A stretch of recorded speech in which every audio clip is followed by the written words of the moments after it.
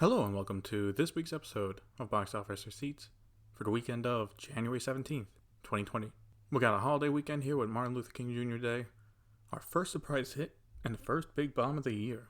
The numbers for the weekend top 5 will be in a 4-day format to reflect Martin Luther King Day.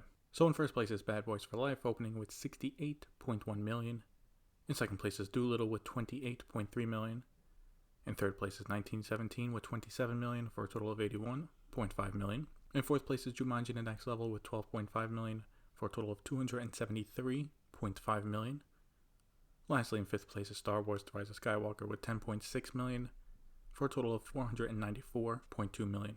So it was close, but I got a perfect 5 out of 5 for my predictions. It was really close between Dolittle and 1917, a little closer than I thought it would. Looking at the actual numbers, our first surprise hit of the year is Bad Boys for Life.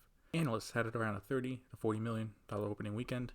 And while I thought it would do a bit more than that, even I thought it was around 50, doing almost $70 million for a 4-day weekend is really good. The reason behind this, though, is not surprising. There was a good amount of hype for the series to come back after hearing rumors for years and years. I mean, I remember hearing Bad Boys 3 rumors since, 2008, 2010. Oh, it's coming 2013, 2015. Oh, it got delayed. Now it's happening. It's finally out. And the breaking point for this was that it got good reviews, with some even saying this is the best Bad Boys yet. Now, on the surface, this had every single right to fail. A long-awaited and long-delayed sequel to a franchise people love. You have a different director. There's a director duo. Michael Bay's not directing the movie. It keeps getting delayed and pushed back to January, which, up until now, is a death spot for movies.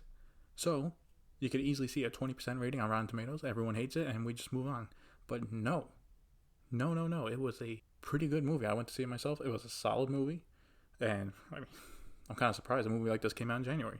That's not an Oscar contender. The cinema score was also an A, so the movie has been getting good word of mouth overall. If the legs hold at this point, it could be the biggest moneymaker, at least domestically, for probably till March. And for the franchise, all it needs to do is pass $138 million for Bad Boys 2, which at this point is a lock, and possibly leg it out to $200 million. This one will be definitely an interesting one to see. Now, let's look at the other side of the weekend with Dolittle. Now I thought this was going to come in a lot worse, at around $15 million for the weekend, thanks to its really poor reviews. So coming in at $30 million for the 4-day, or just under $30 million, is not bad. And look, almost $30 million for a blockbuster family movie in the middle of January is actually really good. It's just that the budget fucking kills this movie. After, some reshoots, delays, again, this is another movie that suffered delays, comes in at $175 million.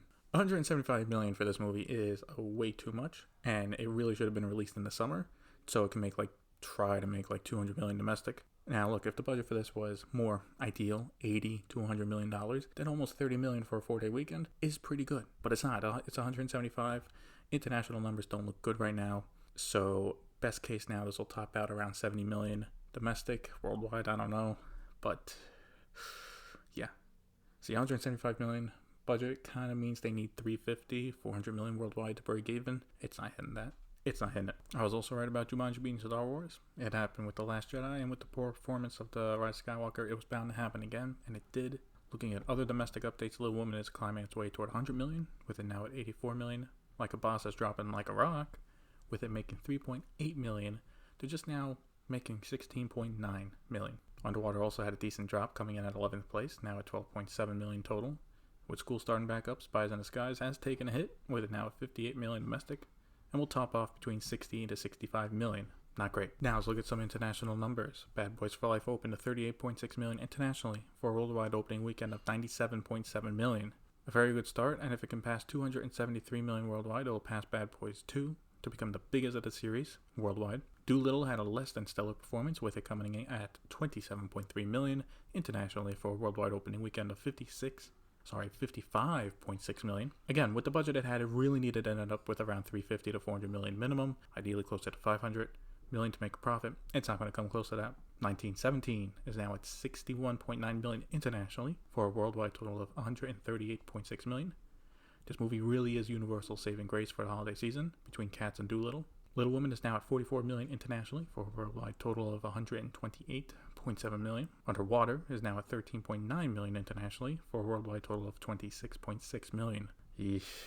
I went over what happened with that movie last weekend, but still not good numbers to look at. The Grudge now at 16 million internationally for a worldwide total of 35.9 million. Since the budget on this was cheap, as long as Sony did not spend too much advertising on it, it might make a small profit. Cats is yet to pass 100 million worldwide, and looks unlikely, with it now at 61.5 million. There's not much in the news, but a lot of Oscar contenders. Got a small feeder expansion this weekend, so next week I'll go over some of the Best Picture nominees and see how much they have made overall. For this weekend, we got 2 new movies coming out, The Gentleman and A Turning.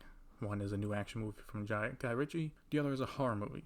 Now, while I think The Gentleman will beat The Turning, they will both lose to Bad Boys. Even with a 50% drop, we still need one of them to hit around 30 million, which is not happening. So my predictions for the weekend top 5 are: in first place, Bad Boys for Life; second place, 1917; third place, Dolittle; fourth place, The Gentleman; and in fifth place, The Turning.